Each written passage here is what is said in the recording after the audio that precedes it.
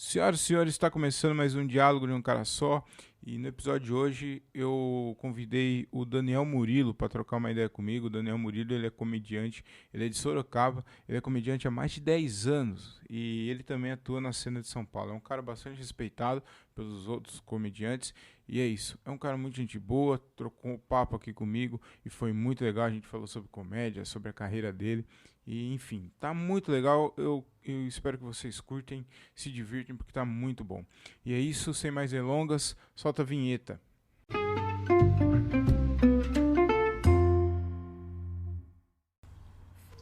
Grande Daniel Murilo, e aí, mano? Tudo bem? Como que você tá, cara? Ah, tudo bem aí, tudo na paz. Tirando a desgraça da pandemia e milhares de pessoas morrendo, tá tudo bem. Puta, velho, que foda, né, mano? É, é triste começar já pelo esse assunto, mas já que você tocou, não tem como, né? Não É, tocar nesse tem como assunto. que a gente vive de fazer show e aí quando acontece uma desgraça dessa no planeta, não tem nem o que fazer, né? É foda. E e aí, como que você tá fazendo, cara? Que não tá tendo show? Como que faz? Ah, graças a Deus eu tenho uma esposa que é uma excelente profissional e aí ela, graças a Deus, tá ganhando bem pra sustentar um vagabundo que nem eu. Porque do nada eu virei um vagabundo, né? Porque quando eu tinha show, dava pra disfarçar, que eu ficava fazendo nada o dia inteiro, pensando bobagem, pra chegar à noite e falar pros outros. Aí agora chega à noite eu não tenho nem pra quem falar, assim, então eu sou só vagabundo agora. É foda, né, velho? Você chegou a mudar pra São Paulo, né, mano? E, Sim, mas eu mudei justamente por causa da minha esposa. Na verdade, eu mudei mais por causa do trabalho dela do que por causa de fazer show, assim. ah, tá. Eu já achei que você tinha, tipo, conciliado tudo pelo fato de ter a cena lá e tal. Achei que por causa da cena você tinha mudado pra lá pra ficar melhor pra fazer show e tal. Não, na verdade, pra mim, tipo, como eu agora eu moro em Sorocaba de novo, né? Mas antes de eu mudar pra São Paulo, eu morava aqui em Sorocaba. E aí não fazia tanta diferença, assim, morar em São Paulo e morar em Sorocaba pra fazer show lá. Porque Sorocaba é 1 hora de carro de São Paulo. Então eu conseguia fazer show na cena em São Paulo e conseguia fazer show pra cá, que pra cá tá compensava mais pra mim financeiramente fazer show no interior, né? Uhum. Pra fazer pra cá é melhor, você acha?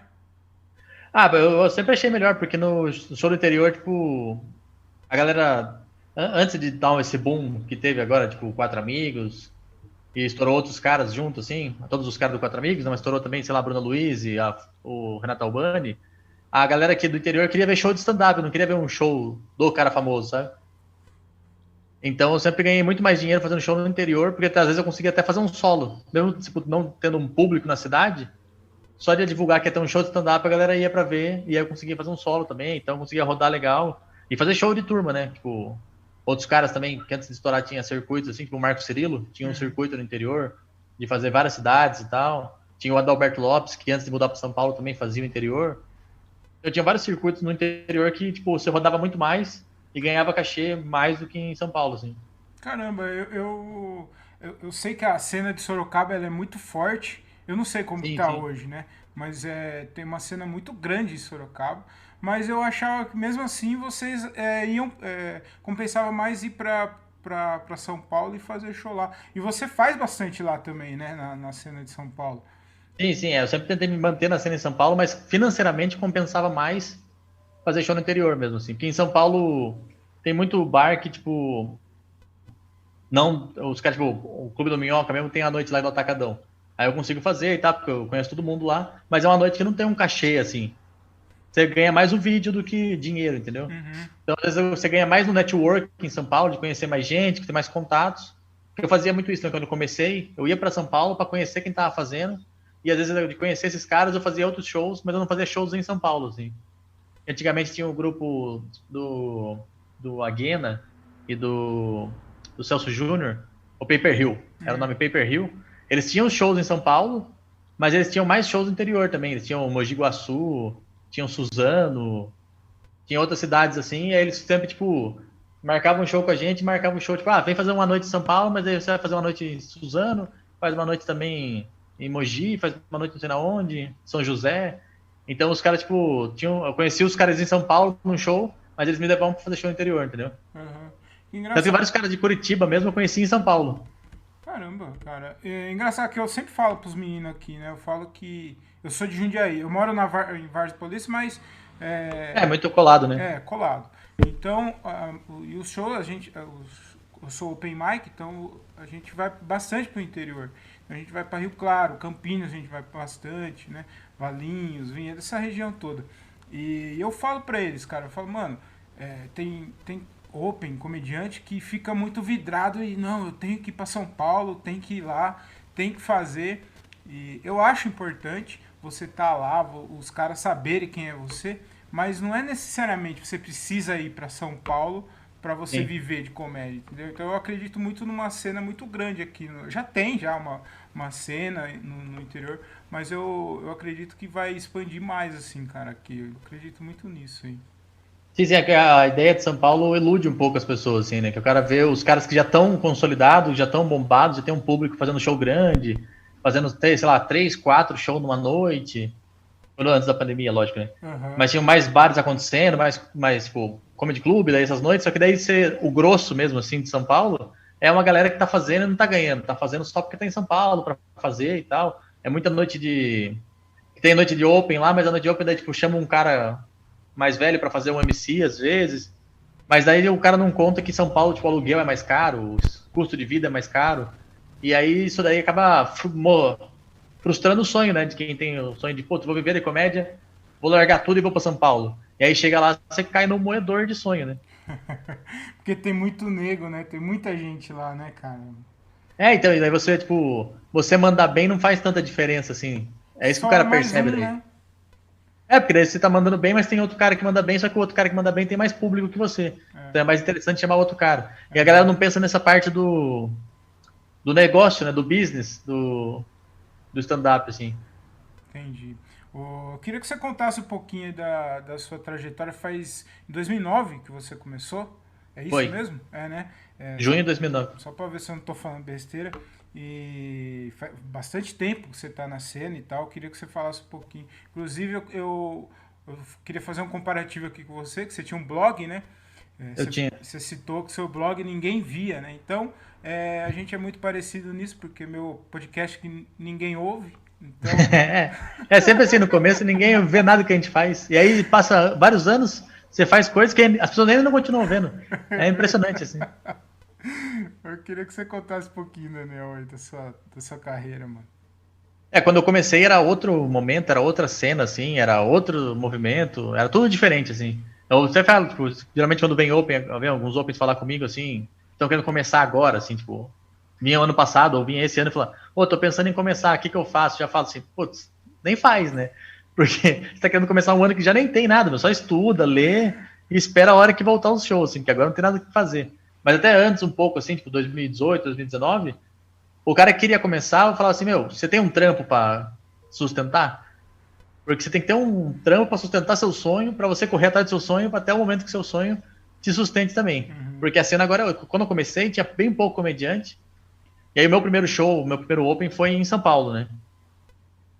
Mas daí o segundo show já foi em Sorocaba, porque um primo meu viu que eu fiz um show em São Paulo e falou, pô, tem uma galera que tá fazendo isso que você faz, isso que você fez, né?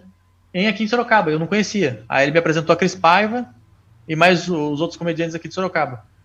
Aí que depois eu conheci daí eu conheci o João Vara depois, né? Mas eu conheci a Cris Paiva primeiro e ela me trouxe na cena de Sorocaba e falou, ó, você tem texto? E aí, por sorte, eu escrevia muito. Antes de começar a fazer, eu já escrevia bastante coisa, bastante ideia. Então, assim, de texto, eu tinha muito tempo de material para testar, né? Que era bom já é outra coisa. Mas eu tinha bastante coisa. Então, eu consegui fazer nos primeiros Opens, tipo, ter 5 minutos bem legal, porque eu consegui condensar de várias coisas que eu tinha escrito, eu consegui condensar só as melhores ideias em 5 minutos. Então, eu acabei tendo 5 minutos legais rápido. E aí, por ter os outros textos, eu sempre ia testando alguma coisa, conforme eu ia tendo nos shows. E aí, eu consegui ter, tipo, 10, 15 minutos muito rápido, assim. E aí, quando eu tive 15 minutos, em coisa de, sei lá, 4, 5 meses, eu já estava sendo chamado para o primeiro show que eu ia ganhar um cachê. Então, foi, tipo, hoje é meio impossível um cara conseguir em 4, 5 meses ganhar um cachê, assim. E Foi porque eu comecei nessa época que tinha pouca gente fazendo e pouca gente com quantidade e qualidade de material, assim. como você disse, era muita pouca gente fazendo, né? Então, o acesso aos caras de São Paulo, os caras que na época também não era, tava todo mundo começando, mas já eram mais conhecidos, assim, o acesso a eles era mais fácil. Eu lembro que você falou no YouTube, naquele seu vlog lá, de que você vai Sim, falando. sim. Inclusive, você parou, mano, de fazer? Era legal pra caramba aquilo, velho. Eu parei de fazer esses vídeos porque meu computador começou a travar pra editar. Pô, Aí cara, começou a me irritar. era Aí quando eu bem... tava fazendo e tava editando de boa, aí tava legal de fazer. Mas daí voltou os shows e o computador começou a travar, daí eu falei, vou focar em tentar voltar a fazer show, né? Entendi. Antes que pare de novo. E aí, talvez eu volte, inclusive, mas eu tenho que ver se o computador não judia de mim, assim. É meio legal aquilo lá. Aí, eu tava falando, o acesso era mais fácil. Você mandou mensagem pro Danilo Gentili, né? E ele respondeu. Foi. Ele respondeu. Então, tipo assim, mano, a chance de alguém responder hoje, um desses caras grandes responder, é muito difícil. Tipo, além de responder, ele falou, não, vem aqui e faz aqui o show aqui e a gente vê. Então, Pra você ver como eu era doido, assim, na época que eu comecei, tipo, hoje, louco, você vai tentar entrar em contato, sei lá, com o Thiago Ventura, que é o cara, o maior nome do expoente, assim.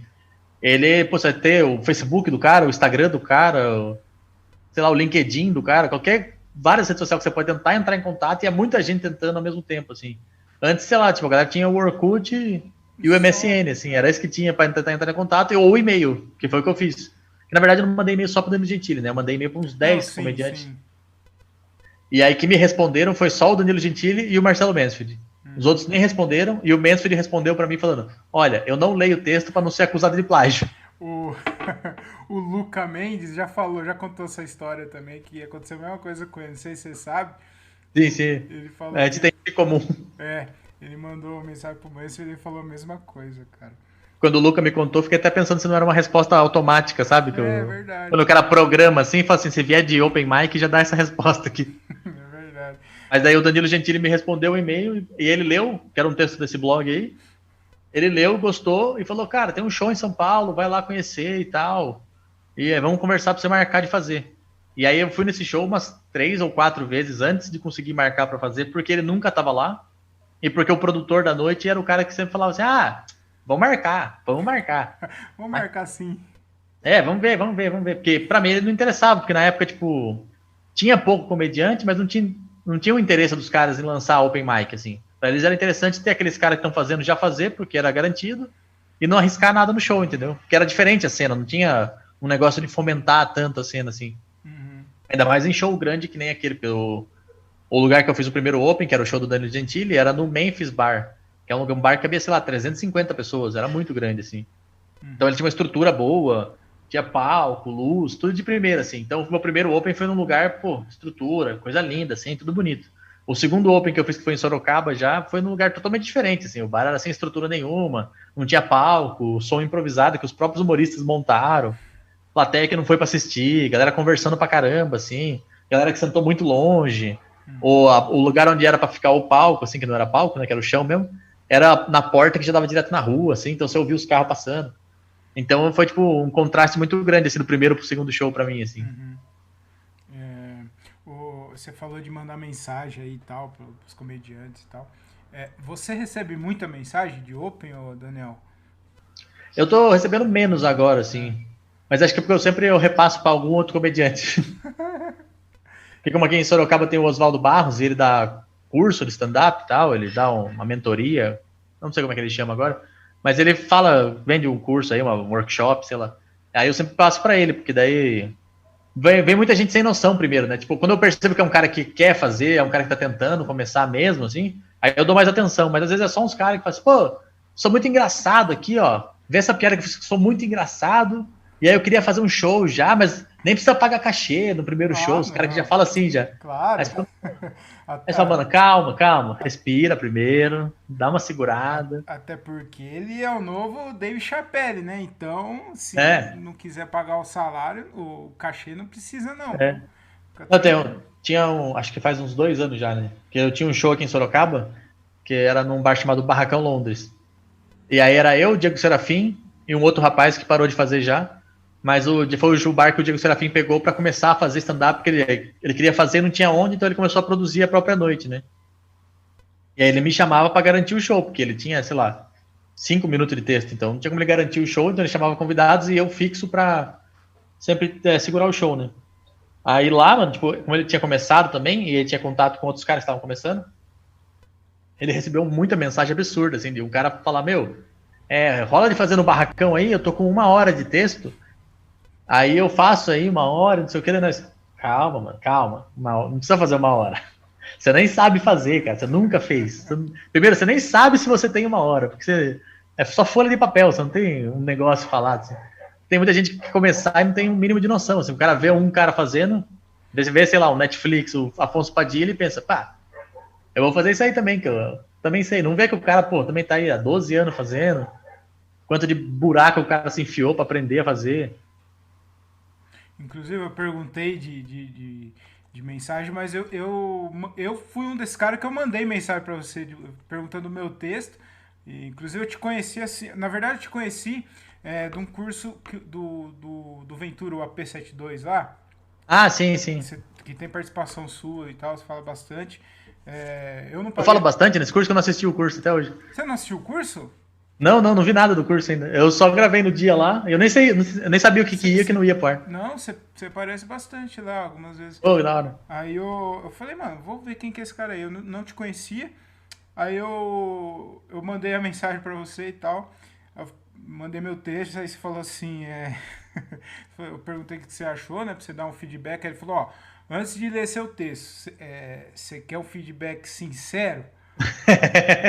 Eu faço isso. Eu confesso que eu me arrependi um pouco.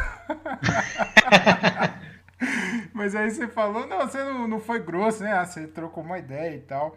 Aí eu confesso que eu até fiquei um pouco magoado assim com você. Eu falei, mano, quem que é esse Daniel Murilo aí, mano? O cara. Nossa, cara, o cara falando desse jeito comigo, né? Aí eu falei, vou conhecer esse Daniel Murilo. E aí eu conheci o Daniel Murilo e eu vi que. Não, mano, eu tenho que respeitar o cara porque você é muito bom mesmo, então. Pô, valeu, obrigado. Mas a primeira vez que eu tive contato com você foi com a PCT2, eu mandei a mensagem.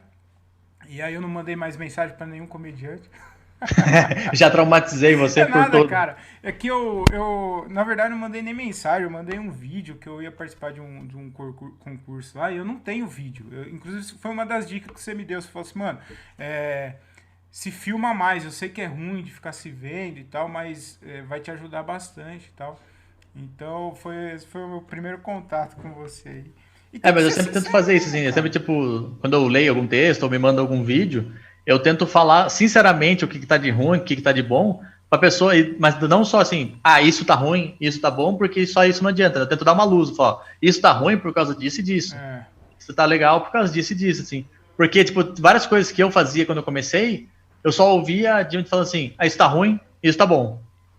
Eu não sabia por que tava ruim ou por que tava bom. Era só esse feedback. Aí quando eu comecei a perceber o porquê, eu tive que, tipo, aprender um pouco de coisa na marra. E aí teve um show que eu fiz que foi muito ruim. Que quem me deu uma luz, assim, foi o Santos, do Ratinho. Ah, é? Eu acho que você contou isso daí no... naqueles vídeos lá eu conto esse show, porque foi um dos primeiros shows que eu fiz. E aí ele me deu uma luz. No vídeo lá que eu falei, eu não falo tanto que ele me falou, mas ele falou muita coisa, assim, de tipo, absorver as piadas, absorver o que a plateia tá falando. Porque a plateia, a risada da plateia, ou não risada da plateia, é a plateia conversando com você sobre o seu material. Então você tem que absorver aquilo, tem que estar com o ouvido aberto o tempo todo pra você entender o que reação é aquela. Porque às vezes a risada que você recebe não é uma risada boa. Porque tem risada que é tipo, a galera ri assim, tipo, que dó, né? Tentou. Mas às vezes a pessoa se ilude, assim. Tem até um Open aqui de Sorocaba que ele virou meio que uma lenda pelas frases perdidas dele, assim, porque ele foi fazendo um bar em Itu, e essa é a mais clássica dele. Ele foi fazendo um bar lá, e aí, tipo, a noite tava muito boa, entrou o MC tava bem, entrou o primeiro comediante, o comediante tava bem, aí chamou ele. Aí ele fez, foi pra bosta, né? Aí ele voltou pra mesa, quando ele voltou pra mesa, o outro comediante que entrou depois dele foi bem também. Enquanto o cara tava indo bem, ele sentou na mesa e falou, esse bar aqui é esquisito, né, cara? Porque não dá pra ouvir as risadas do palco. Aí todo mundo ficou olhando pra ele e falou assim, que quando não tem risada não dá pra ouvir mesmo, né, cara? Mas ele é um cara, assim, que, tipo, eu já fiz vários shows com ele, e eu tentava dar uns toques pra ele, porque ele fazia uns shows, cara, e, tipo, às vezes a galera ria, sabe? Porque a plateia tá ali, às vezes, a plateia não é cruel, a plateia tá ali, tá vendo que tem um cara no palco tentando Então a plateia tá aberta, às vezes a plateia ri de tipo, pô, pelo menos tentou, sabe? A galera dá uma risada assim, pra incentivar, e aí o cara não percebe, então o cara achava que quando vinha uma risada bem baixa, assim, uma risada média, o cara achava, pô, hoje arrebentei, hoje mandei ver. E aí tinha que chegar pro cara e falar, pô, cara, daqui você não arrebentou hoje, meu, tenta ver esse material, tenta mudar isso, tenta fazer aquilo. Mas o Santos me falou muito, assim, sobre absorver a reação da plateia, assim, não ficar só mal. Porque tipo, quando ninguém ri, fica só o silêncio, eu ficava muito mal antes. Mas depois que eu fui entendendo o que ele me falou, com a experiência, fazendo outros shows, eu fui aprendendo, tipo, a absorver aquilo e, tipo, putz, nesse dia que eu fiz esse texto e eu dei a entonação com mais vontade, a galera riu mais e respondeu mais, e no outro dia não. Então eu fui aprendendo as nuances, assim. Uhum. E aí eu sempre tento dar essa luz quando eu vou falar sobre o material de alguém, por causa disso, para tentar pessoa pelo menos pular essa etapa de ter que aprender tudo na marra, assim. Uhum. Porque você tem que ser sincero, né, cara? Porque se você É. ficar iludindo o cara também, o cara vai achar que ele é muito bom e não é, né, cara? E uma hora ele vai passar vergonha, vai quebrar a cara, né, cara? É, e não só pra saber, mas o cara acaba fechando portas mesmo, né? O cara consegue uma oportunidade Exato. de fazer um show grande, fazer um evento em empresa. O cara consegue uma oportunidade dessa, chega lá, quebra a cara forte, assim, e aí o cara acaba fechando uma porta e fala, pô, esse maluco é ruim mesmo, nem compensa vai chamar. Nunca mais chama. O pior que é quando você dá uns toques e não aceita ainda. Tem uns open que, tipo, É. fica bravo, cara. Eu já vi open descer do palco, tipo, aquela água danada, e o cara ainda fala assim, showzão, hein? Que showzão maravilhoso. Eu falei, opa! Showzão. Esses é o que dá mais preocupação, assim, que você fala isso aí, deve ser difícil de aprender alguma coisa. Cara, é difícil, cara. Ô Daniel, você participou do Maratona do Humor, né? Isso, Maratona do Humor no programa da Ana Hickman. Saudoso programa da Ana Hickman. Saudoso programa. E chegou na final, né, de uma das temporadas lá. Na verdade, foi 2 vezes que eu participei, né? A primeira vez era um concurso de humoristas, que daí tinha stand-up, mas tinha personagem, tinha piadista, tinha drag, tinha de tudo, assim. Tudo que envolvia humor, eles colocaram para disputar, e aí eram várias etapas. Aí cada etapa tinha um vencedor, e os vencedores de cada etapa iam para a grande final no final do ano. E aí eu cheguei na final de uma etapa, mas eu acabei perdendo porque eu não repeti texto. Aí eu fui testar a piada na televisão, e a moça repetiu, que disputou comigo, ela repetiu o material, porque ela era mais experiente, tá? Ela entendeu que dá para repetir piada, porque a audiência não é a mesma, né? A audiência repete. Aí ela foi melhor que eu e eu acabei perdendo, assim. E mudou alguma coisa na sua vida, assim? Você acha que foi alguma vitrine pra você? Ou você acha que... A participação na televisão para mim foi fundamental, assim, Foi. no começo. Porque foi quando eu tinha um ano, essa primeira vez, foi quando eu tinha um ano de carreira, assim. Eu comecei em 2009 e essa primeira participação foi em agosto, setembro de 2010. Uhum. Então muitos comediantes assistiram na época, porque tinha, tipo, como tinha vários comediantes de várias linhas, assim, tipo, tinha os caras de stand-up, mas tinha... Pra você ter ideia, nesse concurso que eu participei, quem venceu no final foi o Vitor Sarro. Mas eu participei de etapa com o Marcos Castro, com o Vitor Camejo, com o Larissa Câmara, o Rominho Braga. Então tinham vários caras de vários lugares diferentes fazendo, o Vitor Hugo de Curitiba. Aí tinham vários caras de vários lugares que eu conheci lá, e aí eles me verem lá, na final, por exemplo, os caras falam, pô, que legal, gostei do seu material, mandou bem e tal. Quer vir fazer show em Curitiba? Quer vir fazer show em Minas e tal? Então abriu portas para vários lugares que a galera assistia, porque havia um amigo, me via, entrava em contato, porque, tipo, nessa época tinha vários lugares que tinha shows, assim, tipo, cidades pequenas que tinha show, mas era assim, o show era mensal ou quinzenal, e aí o cara, pô, tinha que levar um convidado diferente toda vez, né, porque como tava começando ainda na cidade, ter alguma coisa, então eu sempre repetia o público, então o cara sempre tentava revezar os comediantes, e nessa chamava todo mundo da cena pra rodar, né. Uhum. Então nessa eu consegui fazer show, abrir portas em lugares que eu nunca imaginei que eu ia sair de Sorocaba e fazer show em Londrina, Uberlândia, sei lá, fiz no interior de Goiás, fiz no interior do Mato Grosso, na região de Curitiba mesmo ali, várias cidades ali. Então eram lugares que eu não ia ir se eu não tivesse participado da televisão. E aí daí no outro ano, que foi 2010, eu participei desse concurso, e aí 2011 foi o que tinha improviso e tinha stand-up daí. Uhum. E aí nesse era tipo, todo mundo disputava, mas antes de começar o programa, todos os comediantes concordaram e falaram, mano, vamos dividir o prêmio entre todo mundo? A gente divide entre todo mundo, aí você não precisa entrar num clima de competição, assim. Então todo mundo já entrou num clima de ficar amigo mesmo, de ficar brother, então a gente se via sempre. Porque o Maratona do Humor eram 4 times, e cada time disputava contra o outro time 2 vezes. Então a gente tinha muito contato com os outros comediantes, sim. Então daí no Maratona do Humor já teve tipo o Zé Neves, que é de Campinas. Teve os caras de Belém, todos praticamente. Teve mais caras de Curitiba que participavam, porque daí tinha o Quinto Elemento também, que era o cara que só participava naquele dia do programa. Então rodou vários comediantes ali que viam a gente e chamavam pra mais cena. Daí em 2011 eu fiz muito mais show, assim. Eu acho que dessa aí me abriu portas pra continuar fazendo show, assim, por muito tempo, sem precisar ficar famoso, sabe? Ah, que legal. Porque eu não sei como que é a visão que você tem hoje. Você acha que hoje você participar de alguma coisa da TV, você acha que hoje ainda abre portas ainda para a carreira? Ou você acha que é uma ilusão assim? Eu acho que abre portas se o comediante souber trabalhar melhor, assim. Porque antes, por exemplo, os caras que participavam, sei lá, em 2009, 2010, não é época que eu participei no programa da Ana Hickman, participaram também de programa do Faustão, né? Que tinha o Quem Chega Lá. Isso. Os caras que participavam lá tinham muito mais repercussão que quem participava na Record, porque, né, tem muito mais audiência. Mas daí, tipo, conforme foi passando o tempo, assim, os caras participavam do Faustão mesmo, já nem tinha na Hickman mais, e os caras não conseguiam ter um destaque depois, porque o cara não tinha que trabalhar aquilo depois, né? Quando eu participei da Ana Hickman a primeira vez, eu tinha a rede social do momento, assim, que era a única que tinha, era o Twitter, porque o Facebook tava começando a pegar ainda. Então eu lembro que teve um dia que eu ganhei, sei lá, 1.500 seguidores no Twitter de uma vez, assim. Mas daí eu não soube trabalhar aquele número, entendeu? Porque eu ficava pensando mais nos shows, as pessoas que vinham do Brasil inteiro, então não era um público que ia me carregar mesmo, porque era uma pessoa de Goiás, uma pessoa do Rio Grande do Sul, uma pessoa de Fortaleza. Então eu não sabia trabalhar aquilo, assim, mas como tinha mais shows perto de mim, e o stand-up estava fomentando mais, então dava para ir fazer show sem ter um público para te assistir, a galera só iria assistir por ser stand-up. Naquele momento era mais interessante aparecer só como vitrine e sair. Hoje eu vejo que, tipo, se eu participasse com a cabeça de hoje, eu ia tentar segurar mais esse público, entendeu? Reter mais, criar mais coisa, criar mais conteúdo pra época, assim, pra galera, porque, tipo, o que eu gravaria de vídeo de stand-up num bar, num teatro, pra soltar na internet, eu usei na TV e usei o vídeo da TV, entendeu? Entendi, cara, da hora. Eu falei do curso do Ventura aí, né, o AP72, que tem a participação sua. Você não tem curso, você já pensou em fazer curso de comédia, assim? O que você Eu já acha pensei, disso? já. Mas é que eu queria estruturar bem, assim, pra não parecer que eu tô só querendo roubar os outros, sabe?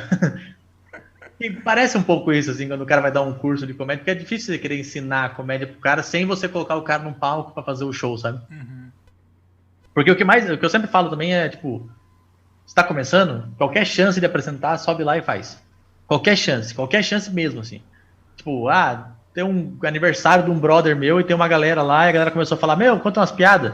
Conta um texto, pelo menos, assim. É doído, É doído, é ruim, é triste, mas conta só pra você sentir a reação, entendeu? Qualquer palco é palco, assim. Qualquer gente querendo te assistir ou ouvir as piadas. Tipo, lógico, não fique só fazendo o aniversário dos amigos, porque, né, isso não vai ajudar a evoluir.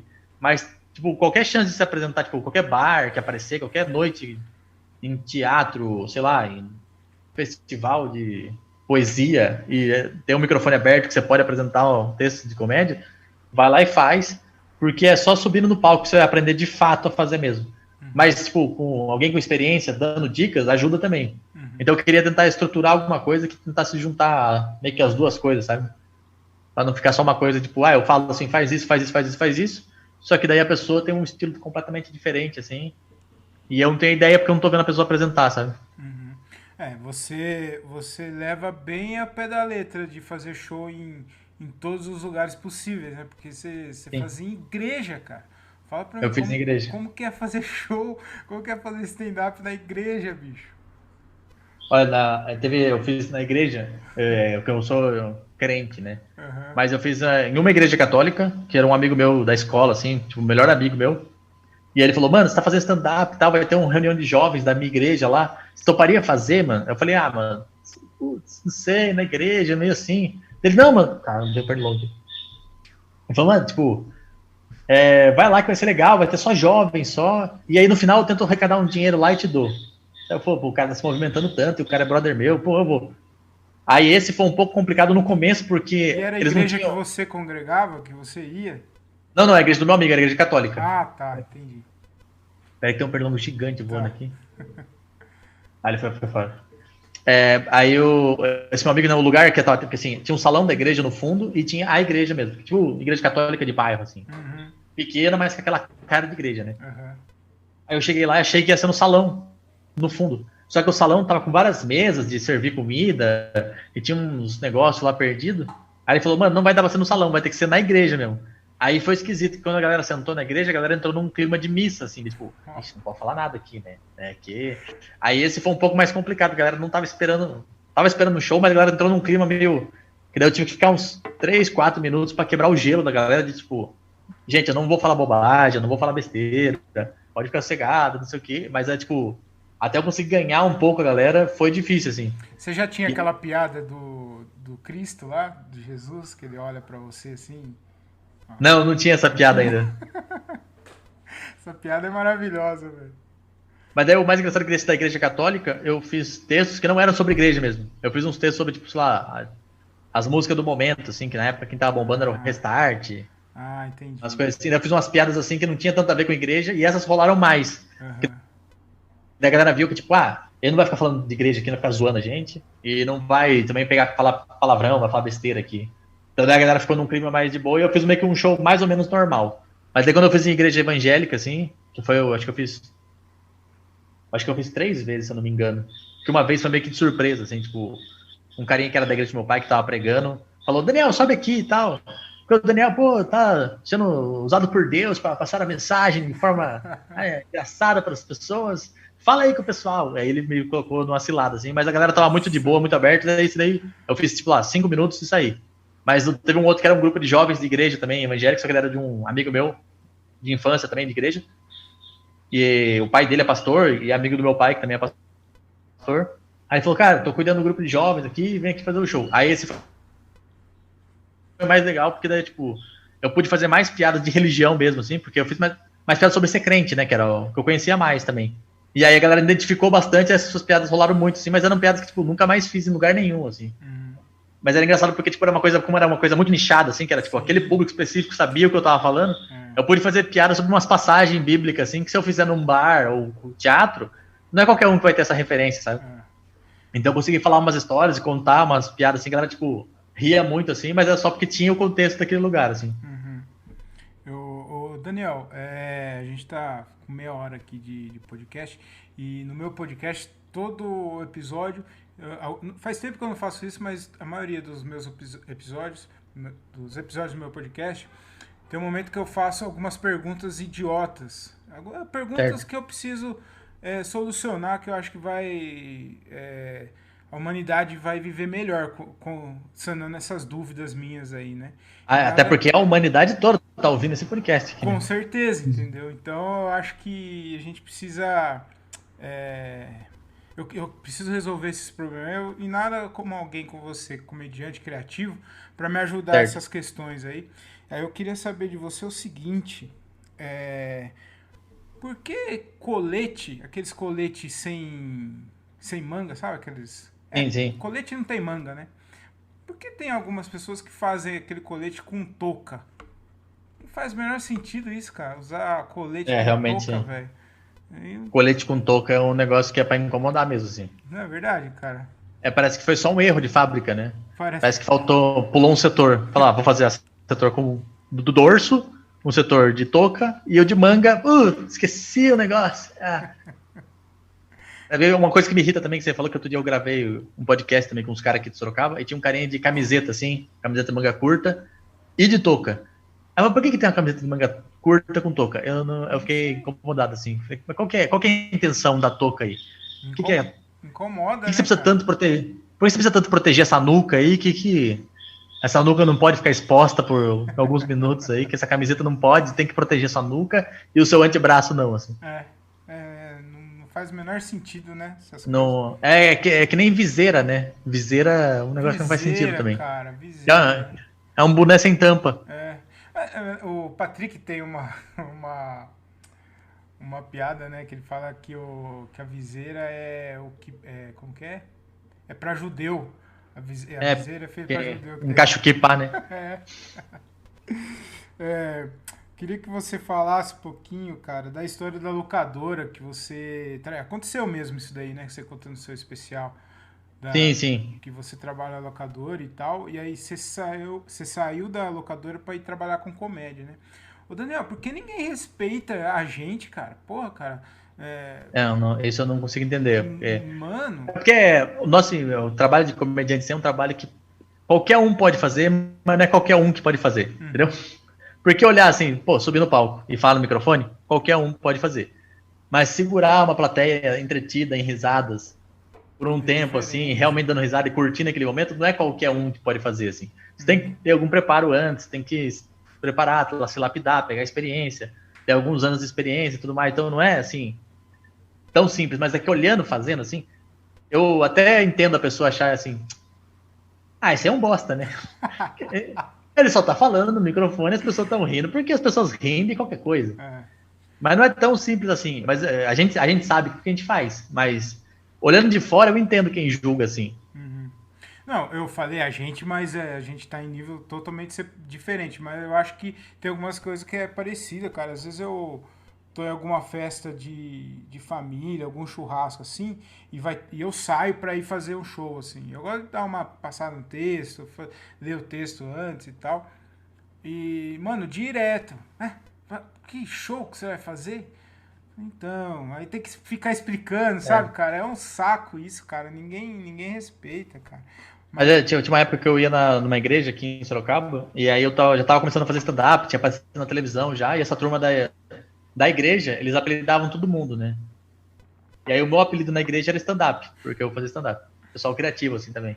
Mas daí eu era o stand-up que todo mundo que me conhecia, assim, alguém falava assim, não sei o que, vamos lá sair hoje, depois da igreja, a gente vai lá, fulano, não sei quem, o stand-up, não sei quem. Então, quando tinha alguém novo na igreja, a pessoa ficava assim, stand-up? Quem que é o stand-up? É que ele faz stand-up, ele é comediante e tal.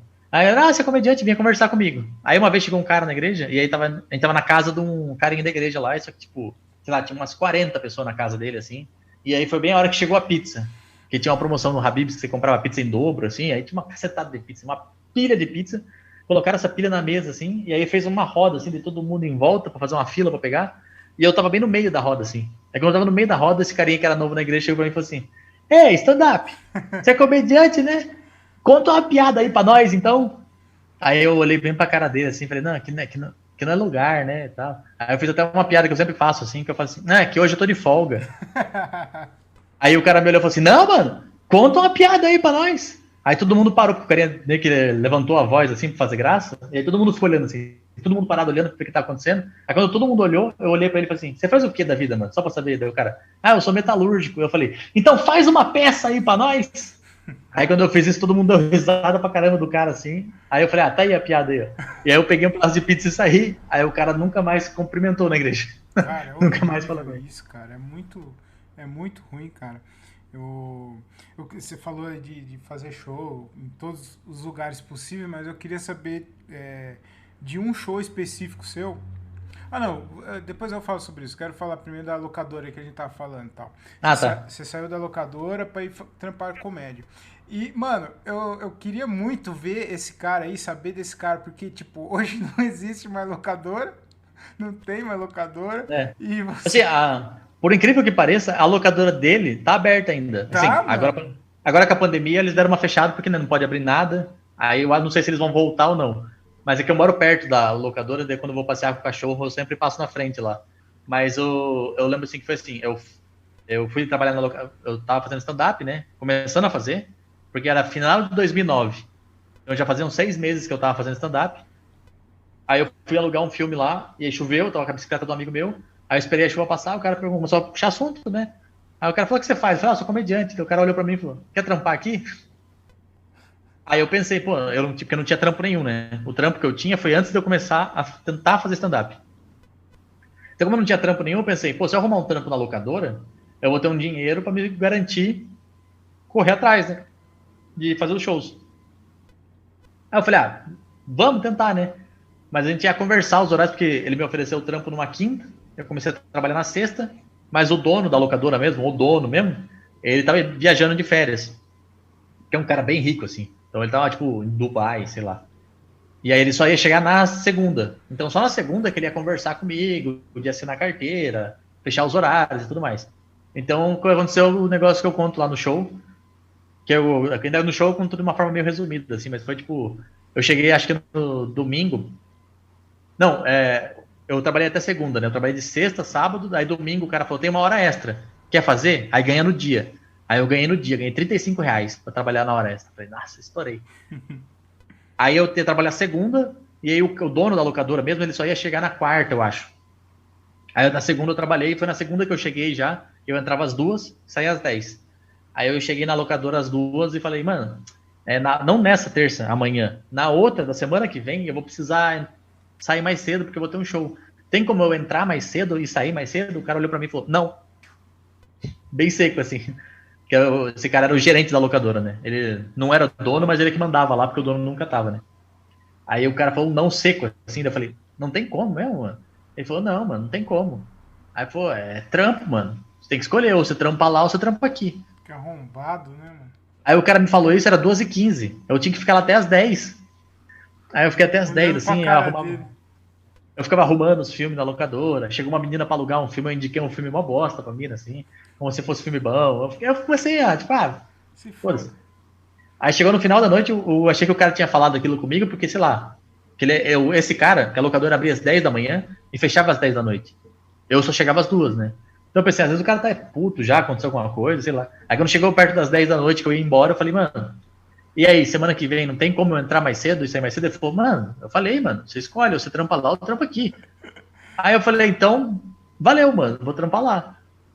Aí o cara olhou pra mim e falou assim, mas pensa bem, cara, tem que pensar que vai ter carteira assinada, que você vai ter férias, vai ter não sei o quê, vai salário certinho, o cara paga direito. Lá você vai arriscar, né, mano? Você não sabe o que você vai fazer, você não sabe o que você vai ganhar. Aí eu, não, beleza, cara, eu vou tentar lá. Aí eu fiz o show, e aí, que daí isso foi na terça, né? Daí na outra semana eu tinha o show. E aí o cara falou pra mim, mandou mensagem pra mim na época no MSN e falou, cara, você tem que vir pra acertar aqui os dias que você trabalhou, né? Porque a gente só pagou a hora extra do domingo, você tem que receber da sexta, sábado e do... Não, sexta, sábado e segunda-feira. Aí beleza. Aí eu fiz o show na terça, daí eu acho que eu fui nessa locadora na sexta. Aí quando eu cheguei na sexta lá, o cara falou, e aí, fez o show lá, mano? Você fez o show? Aí eu falei, fiz, né, o show. Aí ele falou, tá aqui o dinheiro, ó, o cara te deu aqui. Aí os 3 dias que eu trabalhei, ele me deu R$60. 60 ou R$70, alguma coisa assim. Aí ele me deu o dinheiro, eu peguei o dinheiro na mão dele e falou, e aí, o show? Você ganhou alguma coisa pra fazer aquele show lá? Eu falei, ganhei, né? Aí na época era um show chamado Asteroide. O nome do bar era Asteroide e a noite era comédia instantânea, né? E aí a noite dividia, ó, o que entrava de bilheteria na noite, dividia igual entre todos os comediantes. E aí eu ganhei R$55. Aí ele falou, ganhei alguma coisa? Eu falei, ganhei R$55, né? Aí o cara me olhou e falou, nossa, R$55 pra fazer 1 hora de show? Aí eu falei, não, mano, eu fiz 15 minutos. Aí o cara me olhou e falou, escolheu bem, né, carinha? Escolheu bem. Que arrombado, né, cara? E aí depois que eu participei do programa da Ana Hickman, na segunda vez, a gente ganhou uma grana legal, assim, porque cada participação que a gente fazia, a gente ganhava um cachê. Então só os cachês já eram dinheiro legal, e aí como a gente dividiu o prêmio entre todo mundo, ganhou mais uma grana legal, assim. Aí eu tinha comprado um videogame, que eu nunca tinha tido um videogame da hora, assim, né? Então eu fui lá e comprei um Xbox, e aí eu fui na locadora dele comprar um jogo. Aí eu cheguei lá a comprar um jogo, e o cara falou, mano, você tá bem, né, mano? Pô, que da hora, eu vi você na TV e tal, que da hora. Que bom que você não escolheu trampar aqui, né? Aí eu falei, mano, que bom mesmo, que você não ia estar igual você aqui, trancado.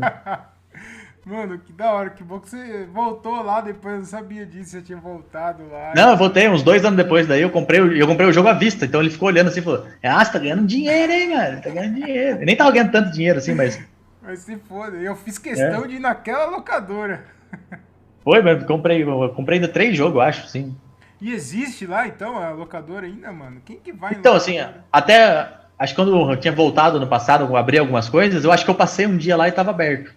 Mas como é locadora, né, mano? Não é que nem comediante, né? Não é serviço essencial. Então, é a primeira coisa que vai fechar, né? Mas é porque é uma locadora tinha filme e tinha videogame. Então acho que agora ele tá focado só em videogame, né? Entendeu, cara? Nossa, engraçado.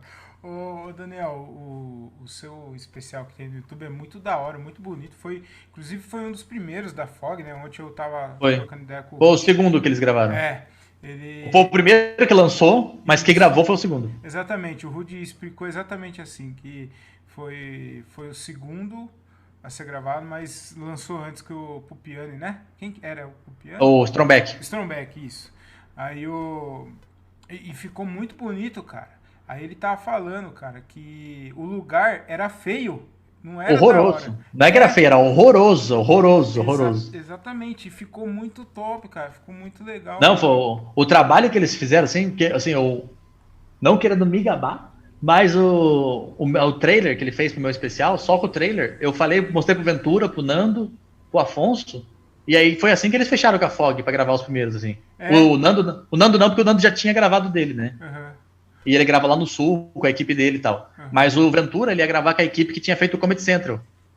Só que ele não gostava do resultado do Comedy Central, porque, não sei se você já chegou a ver as primeiras temporadas, a risada da plateia é muito baixa.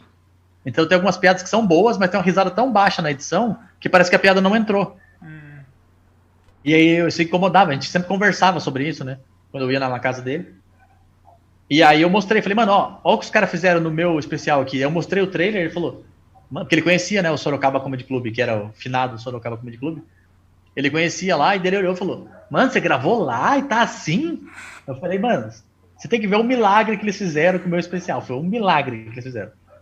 Mano, tá, Porque tá muito... ainda, além desse lugar ser feio, assim, porque assim, o chão era azul, as paredes laterais eram verdes, e aí o palco era um carpete vinho e a cortina era um vermelho vivo, assim.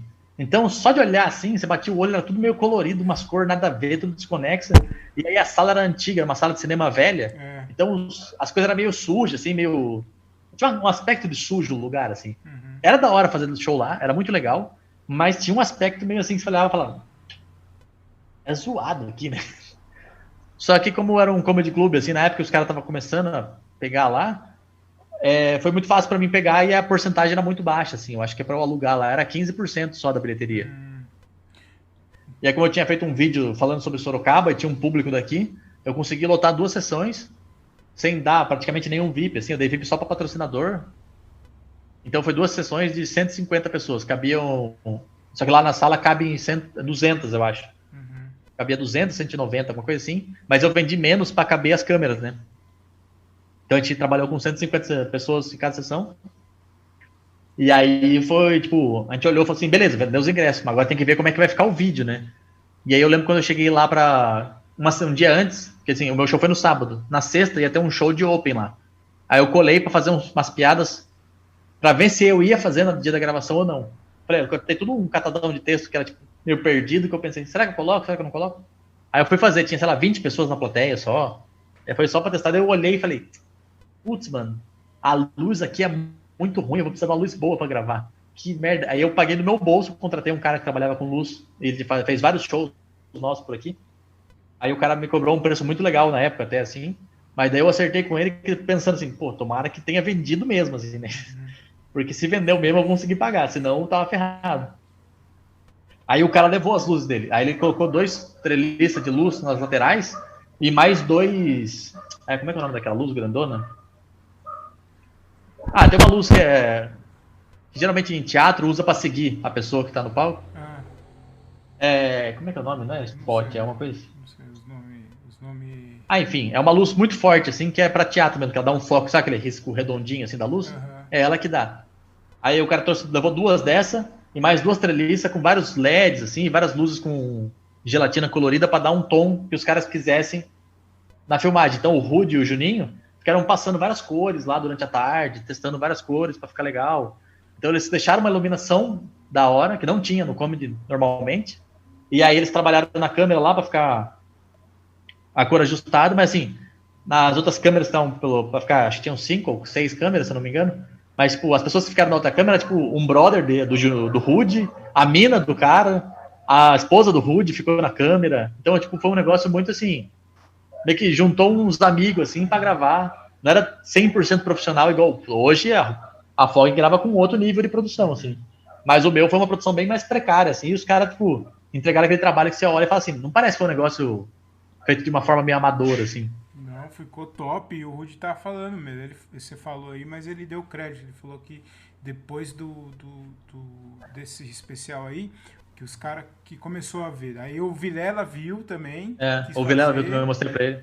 E foi aí que começou a crescer também. Ficou muito bonito, mano, os cortes e tal, tá bem legal. Aproveitando falar de especial, eu queria que você falasse qual foi o momento que você falou assim, não, agora eu acho que é a hora de fazer o especial, já tenho bastante material e vou gravar e... A primeira vez que eu tive vontade de gravar, porque assim, quando eu descobri que eu tinha um solo, foi meio que sem querer, né? Eu fui fazer um show que era eu e mais um cara, num lugar que era zoado, um boteco de faculdade, assim, que ninguém ia pra assistir. E aí o cara falou, mano, não vou fazer. Você consegue fazer sozinho? Aí eu fui juntando os textos de cabeça, assim, eu não tinha nem anotado, não tava nem com caderno, nem nada. E aí eu fiz 45 minutos. Aí eu falei, mano, se eu fiz 45 minutos aqui, e assim, era um bar que a galera tava conversando, falando alto e tal. Então eu cortei muita coisa, eu não fiz, tipo, metade dos textos que eu tinha. Aí eu falei, mano, se eu conseguir fazer 45 minutos, então quer dizer que eu tenho um solo. Então eu comecei a tentar fazer solo. E aí foi nessa que eu fiquei, foi bom pra mim ter ficado no interior desde sempre, porque eu consegui fazer solo, tipo, em cidades aqui perto, tipo Itu, Piedade, Salto de Pirapora. Porque assim, o cara tinha a noite lá, ele queria rodar vários comediantes. Aí chegou uma época que o cara tinha rodado vários, e eu falava, mano, rola eu fazer, só eu e você, e aí você deixa eu fazer mais tempo aí, tipo, 50 minutos, se der. Aí o cara falou, venha. Aí eu conseguia ganhar um trocadinho assim, um cachê de participação, só que daí eu fazia mais tempo pra ver o quanto que eu tinha, assim. Uhum. Então eu consegui fazer vários desses, daí quando eu passei mais ou menos um ano fazendo uns shows perdidos, assim, que eu conseguia fazer 40 minutos, 50 minutos, eu pensei, acho que eu tenho um solo, então eu quero começar a trabalhar esse solo para tentar achar alguma coisa aí. Aí eu fui trabalhando esse solo, só que daí conforme eu fui trabalhando, eu fui fazendo mais shows, mais fortes, que foi a época que eu tinha aparecido na TV e tal, eu consegui fazer um monte de shows em vários lugares diferentes e tal. E aí eu meio que trocou os textos, daqueles primeiros 45 minutos, trocou os textos, assim. Aí eu fui fazer um solo em Santos, que tinha um humor de cinema lá, que era um show clássico, lá que ficou acho que 6, 7 anos rolando esse show, que era num cinema que é bem tradicional lá de Santos, que é um cinema de rua, assim. Uhum. É o Cine Rocks. Aí eu era o Euclides, o Euclides Scames. Ele que produzia a noite e fazia o MC lá. E aí eu sempre fazia com ele. Eu fiz, sei lá, umas 20 participações nesse show lá. Eu sempre era convidado, e aí um dia ele falou, mano, eu tô tentando fazer uns solos aqui.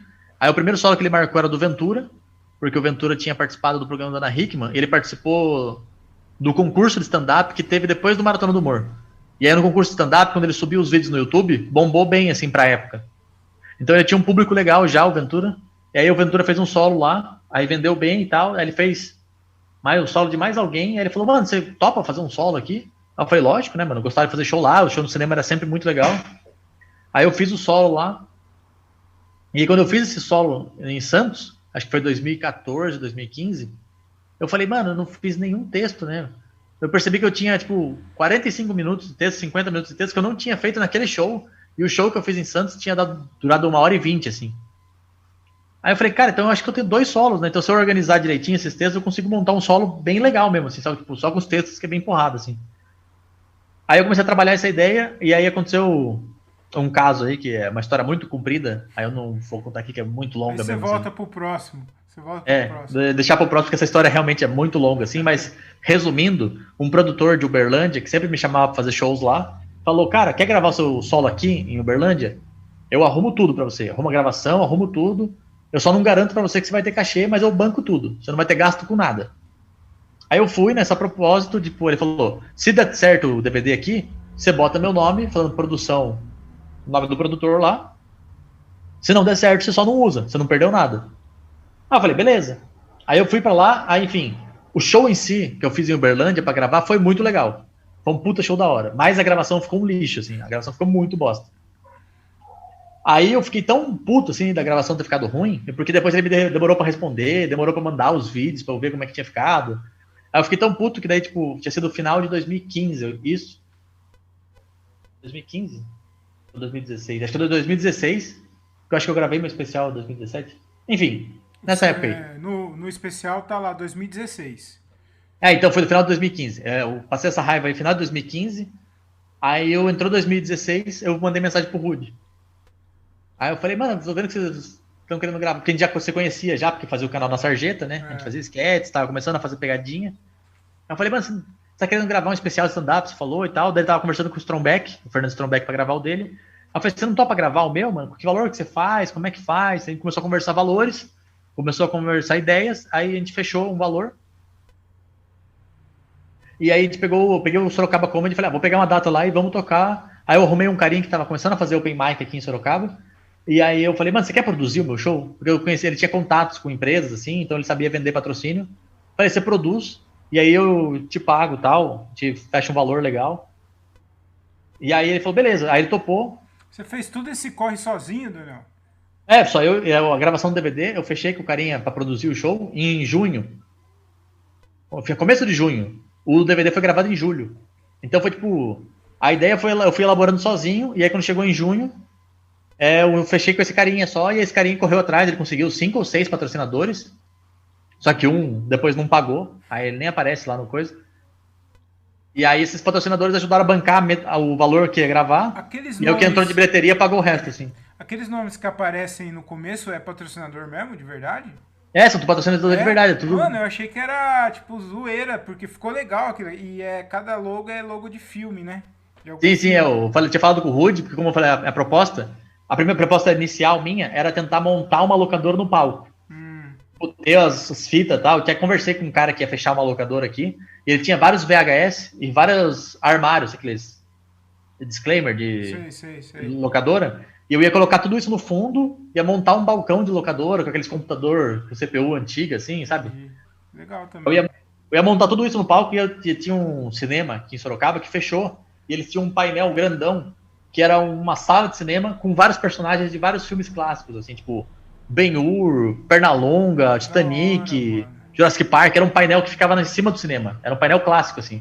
E aí eu conheci um cara que tinha esse painel. Quando o cinema fechou, o cara pegou pra ele. Então eu ia colocar esse painel em cima, montar a locadora embaixo e ia fazer o show ali. Aí o cara não quis alugar, não quis vender, não quis emprestar, não quis fazer nada com o painel. Aí eu falei, tentei insistir pra caramba, o cara não. Aí eu desanimei, porque eu falei, mano, eu vou investir no bagulho da locadora, só que daí, pra cima dos VHS, vai ficar a cortina, né?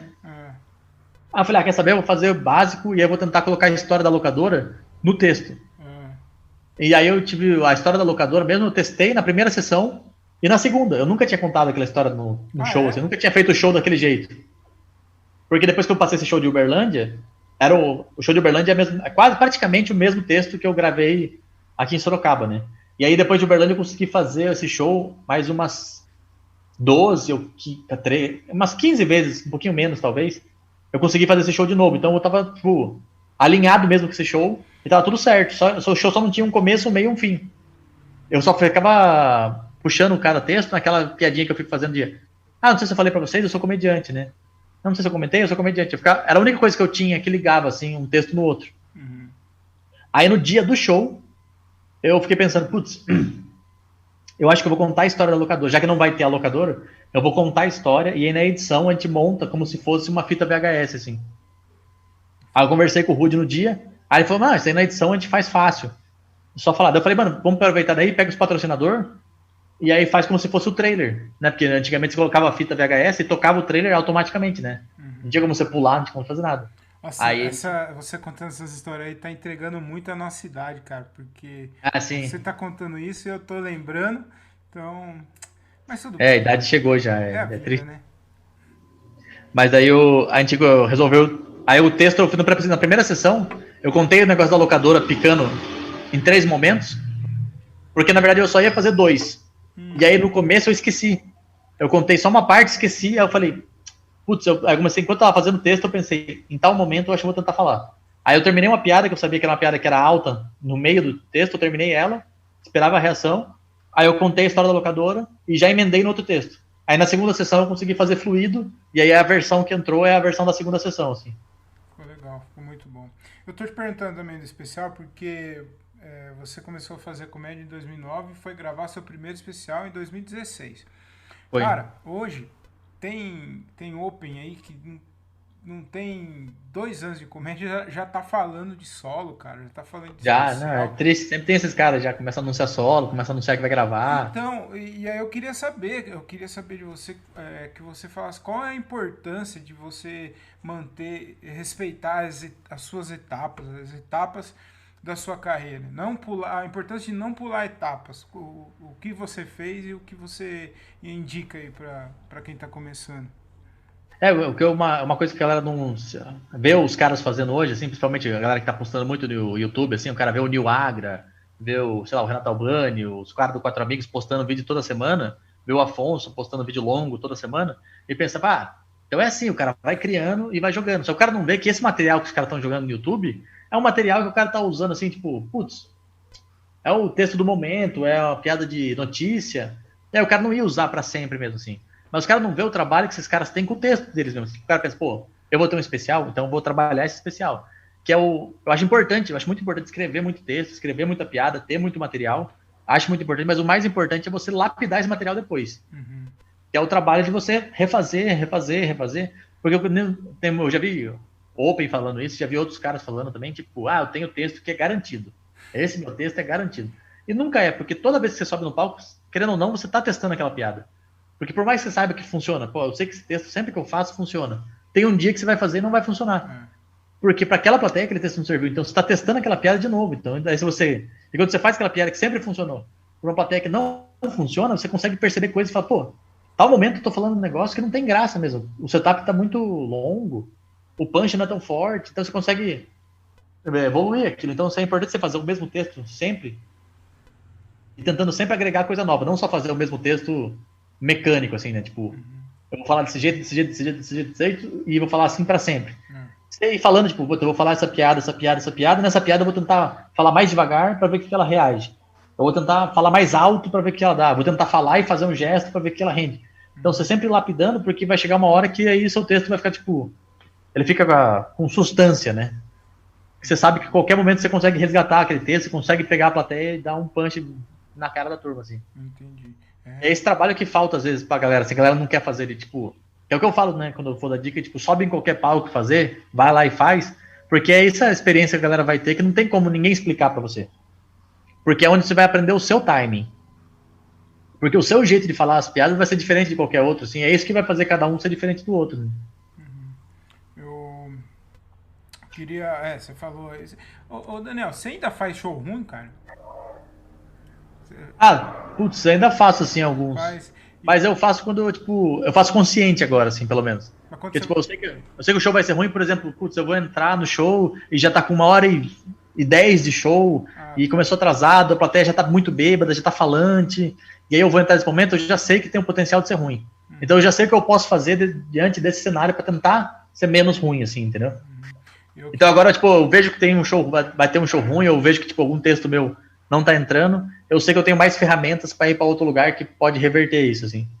Eu vejo você contando nos vídeos que você postava lá no YouTube e do começo dessa carreira, eu me identifico demais, cara. Tem um show lá que você falou que você vai fazer, era um bar de faculdade, tinham 19 pessoas. Aí depois que você começou a falar, tinham 16, que 3 foram embora. Puta que pariu. É muito triste, né, cara? É muito foda. É muito triste, sim. Mas teve um bar que foi fundamental, assim, na minha vida, pra mudar como reagir a show ruim, que foi um bar japonês que tem em São Paulo, chamado Tadashi. É um restaurante, na verdade, é um restaurante, assim, de primeira linha. É um dos melhores restaurantes de São Paulo, de comida japonesa. E aí eles fecharam com o Fernando Strombeck pra fazer show lá toda segunda-feira, que era um dia que eles não abriam, e eles queriam abrir, e aí queriam colocar algum atrativo pra levar a pessoa lá. Tanto que um dos motivos, o show durou uns 3 anos lá. Um dos motivos do show acabar foi porque eles perceberam que se não tivesse show, o pessoal ia no bar do mesmo jeito, porque o restaurante era muito bom. E aí todo show lá era uma bosta. Todo show era uma bosta porque estava servindo rodízio japonês. Então a cada 3, 4 minutos chegava uma comida muito foda na mesa da pessoa. Não é que era uma comida normal, era uma comida muito foda, porque o restaurante era muito bom. Então você não tinha atenção de ninguém em nenhum momento quase, assim. A hora que você conseguia uma atenção, chegava a comida na mesa. A hora que você conseguia uma atenção, o pessoal começava a conversar porque tava falando sobre a comida. Então era uma disputa, assim. E então os primeiros shows que eu fiz lá e foi ruim, eu fiquei muito mal, fiquei abalado, fiquei tentando. E aí eu comecei a pensar que, tipo, putz, eu não tenho como combater isso, assim. Então eu vou tentar me adaptar ao que tá acontecendo. E aí, uma das primeiras que eu tentei fazer isso, eu tinha ficado puto no palco, assim, que eu tava fazendo um texto, e aí todas as mesas pararam de me olhar. Eu olhei, assim, pra cara de todo mundo, não tinha ninguém olhando pra frente. Tá todo mundo olhando pro prato, todo mundo comendo, assim. E aí eu reparei que ficou 3 pessoas me olhando. Aí eu falei, eu tô fazendo show só pra vocês 3, tá? É só vocês 3 que eu tô fazendo show. E aí eu comecei a focar nos 3 e comecei a zoar as outras pessoas sem elas saberem. Porque as pessoas não estavam ouvindo o que eu tava falando, não estavam prestando atenção, então eu comecei a zoar. E aí eu percebi que eu zoar as pessoas que não estavam prestando atenção pra quem tava prestando atenção, pra eles, naquele momento, tava sendo engraçado, porque eles estavam se sentindo numa piada interna, assim. Parecia um show exclusivo para aquelas pessoas. Então eu pensei, pô, tem esse recurso de, tipo, assumir para pessoas que tá sendo ruim, entendeu? E aí eu aprendi várias coisas, que daí eu fiz lá ainda, depois, acho que eu fiz sei lá, uns 10, 12 shows nesse lugar, assim. Uhum. E era sempre o mesmo padrão de ruim, assim. Então eu fui desenvolvendo casca, assim, de tipo, pô, eu não preciso me abalar, assim, não preciso ficar chateado, não preciso só falar o texto, assim, olhando pra parede no fundo, assim. Eu posso tentar reagir, criar alguma coisa com quem tá aqui me olhando. Uhum. Até que os 2 últimos shows que eu fiz lá foram bons mesmo, assim, de tipo, sei lá, 70% do público realmente tava prestando atenção, tava querendo assistir. Uhum. E aí, fora fazer evento em empresa também, né? Que evento em empresa é sempre uma surpresa e aí você sempre acaba desenvolvendo alguma coisa para catar a atenção do público, assim. Então, tipo, eu acho bom agora ter bastantes anos de experiência, é que isso me dá mais ferramentas para lidar com o show ruim, assim. Hoje, o pós-show, como que você fica? Você fica tranquilo, assim, quando... Geralmente, assim, logo depois que eu saio do palco, eu fico um pouco... Não sei se é ansioso a palavra, porque eu fico lembrando de tudo que eu fiz. Uhum. Eu fico lembrando do momento que foi bom, do momento que foi ruim, o que eu falei errado, que texto que eu esqueci. Eu fico lembrando desses momentos, logo depois que eu saio do palco. Então eu fico mais nervoso depois que eu saio do que antes de entrar, sabe? Porque eu fico tentando relembrar tudo, tentando absorver tudo que aconteceu naquele show. O que eu precisava melhorar, o que eu acertei, o que eu continuo fazendo, o que eu deixo de fazer. Então logo depois que eu saio do palco, eu fico pensando em tudo isso, assim. Mas aí agora, como assim, eu tenho mais experiência, às vezes eu vou fazer show. Que, tipo, agora também eu sei quando o show vai ser ruim também. Eu tenho essa vantagem, né? Porque antes eu ia fazer show num lugar e às vezes o lugar, tipo... Eu olhava o lugar e falava, acho que dá um show legal. E não dava, assim, porque eu não percebia detalhes que não dava para o show ser bom. E aí eu fui fazer shows, acho que 2018, final de 2018, 2019, numa pizzaria, e o microfone tava horroroso, assim. Mas eu não tinha como saber até a hora que o carinha ia começar o show. Então tava tudo legal, todo mundo tava sentadinho, todo mundo tava prestando atenção no palco. Só que quando ele começou a falar no microfone, saiu aquele microfone chiadão, ninguém prestou atenção, e aí dispersou a plateia. E aí, como, tipo, eu tenho mais experiência que o rapaz que tava fazendo, eu fiz sem microfone. E deu ter feito sem microfone, o show foi, tipo, outro show, diferente de todo mundo que tinha feito antes. Porque todo mundo tentou fazer com o microfone tava atrapalhando muito, assim. Então, deu ter feito no gogó, a galera prestou mais atenção e tal, e comprou mais a ideia. Mas isso só veio de, tipo, ter essa experiência de, tipo, saber que o show ia ser ruim já. Na hora que eu vi o cara pegar o microfone e saber que aquele som do microfone não ia ajudar em nada, e aquela plateia, que era uma plateia, tipo, de várias famílias e tal, eram grupos de pessoas. Quando tem vários grupos, não tem pessoas isoladas sozinhas, assim, casais, os grupos tendem a começar a conversar quando estão prestando atenção. Então eu tinha essa coisa de, putz, eu consegui perceber o que ia acontecer, e aí eu tentei usar uma ferramenta, que foi falar no gogó, porque quando você fala sem microfone, a pessoa tende a tentar prestar mais atenção, porque é mais difícil de ouvir, assim. Entendi. Então eu consegui reverter essa situação de saber isso, mas todo mundo que fez antes, que era a gente que estava começando mais recente que eu, assim, que estava começando há pouco tempo, eles não tinham essa noção, assim. Aí a galera, tipo, depois do show falou, pô, o meu foi uma bosta, mas o seu foi bom pra caralho, porque você é muito bom. Eu falo, não é porque eu sou muito bom, é porque eu consegui ver isso, entendeu? Então tenta prestar mais atenção nessas coisas, hein? Eu sei que é ruim, é muito ruim. Eu faço bem mais show ruim que você, mas eu sei a importância desses shows, porque é nesses shows que você vai criando casca, né? Que você vai aprendendo. Sim. E lá na frente vai fazer diferente. Então, tem gente que achar ruim, não gosta de show ruim, mas é importante esses shows ruins também para você pegar mais experiência. O último show ruim que a gente fez foi numa espetaria, sabe? Espetinho, onde vende espetinho. E simplesmente tinha uma cama elástica lá, cara. Pô, legal. Tipo, criança, velho. Então a gente tava falando aqui, as crianças. E batendo aquele barulho de metal esticando, assim, né? Aquele barulho, cara. E aí, mas, mano, tem coisa que fala, velho. Bagulho mal preparado e não tem o que fazer. Quando o ambiente todo é ruim, jogando contra, não tem muito o que fazer mesmo, assim. Então... Mas o que tem de show ruim, assim, que eu acho importante também de dar essa dica, é não se conformar com o show ruim, é tentar fazer algo, assim, que vai ajudar o texto a evoluir. Nem que seja, por exemplo, só falar mais alto, assim. Porque às vezes só você falar mais alto aquele texto naquele show ruim, talvez você percebe que, pô, se eu falar mais alto também num show bom, dá mais intensidade pro texto, Eu sei que é difícil quando o show tá ruim o cara querer dar mais intensidade, mas às vezes é isso, assim. Ou às vezes o cara começar a improvisar no meio do texto, né? O cara, tipo, eu não vou me preocupar em dar o punch que eu escrevi, porque a galera não tá prestando atenção, então eu vou começar a improvisar em cima dessa ideia. Então, tipo, o cara começar, tipo, explorar mais, porque ruim já tá. Então, só vai ficar mais ruim só, então, se você tentar coisas novas. E pode melhorar, entendeu? Então você pode acabar evoluindo nessa, de tentar coisa assim. E no caso agora, no começo da carreira, é hora de errar também, né? Então você... Sim, é hora de você explorar. Que é uma coisa que eu falo pra quem, tipo, geralmente quando alguém me falar comigo que nunca fez, eu nunca fiz e queria começar a fazer, o que eu faço? Mas, mano, tipo, escreve muito, assim, escreve todo tipo de piada. Você vê o jeito que o Ventura faz, que é um cara que mexe muito e faz muita coisa com o corpo, escreve piada desse tipo também. Você vê um cara contando uma história muito longa, escreve piada desse tipo. Você vê um cara fazendo piada curta, escreve piada desse tipo.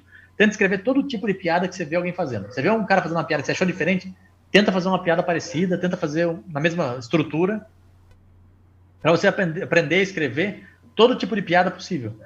Porque se você souber fazer todo tipo de piada, a hora que você se encontrar num tipo que você acha que é o seu estilo, você vai ter mais recurso, entendeu? Quando você estiver fazendo um show ruim. Porque daí você vai saber contar uma história mais longa, você vai saber usar mais seu corpo, você vai saber, sei lá, exagerar mais, você vai saber dar uma piada curta e rápida, entendeu? Tem que aprender a fazer de tudo, assim. O Daniel... É justamente isso que você falou, é a hora de errar. Então você pode ir explorando tudo isso e errando. O Daniel, eu tenho um amigo, ele faz comédia com a gente também. É o André Otávio, não sei se você conhece o André Otávio. Conheço, meu maior fã. Exatamente, ele é muito seu fã, ele é muito mesmo seu fã. Inclusive, eu queria deixar aqui um recado, pessoal, sigam o canal do André, que é muito legal, o Comédia com Legenda, puta canal. É muito bom, pode seguir que é muito bom.